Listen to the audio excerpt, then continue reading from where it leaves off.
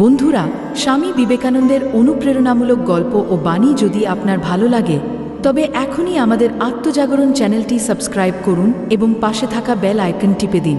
কারণ আজকের ভিডিওতে আমরা বলবো স্বামীজির জীবনে ঘটে যাওয়া এক অবিশ্বাস্য সত্য ঘটনা। বন্ধুরা, স্বামী বিবেকানন্দের জীবন কেবলমাত্র তত্ত্বের শিক্ষা নয়, ছিল অশেষ মানবতার আলোকবর্তিকা। আজকে গল্প আমরা জানবো রাজস্থানের এক রেল স্টেশনে তার ত্যাগ, তার সহিষ্ণুতা আর এক গরিব মানুষের মানুষত্বের অসামান্য উদাহরণ।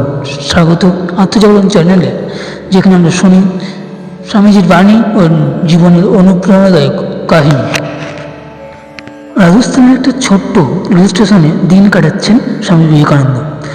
সকাল থেকে রাত অবধি অসংখ্য মানুষ ভিড় করছে। আমার বানানো রুটি আপনাকে কিভাবে দেব? যদি অনুমতি দেন তবে আমি আটা ডাল এনে দিই, আপনি নিজেই রুটি বানিয়ে নিন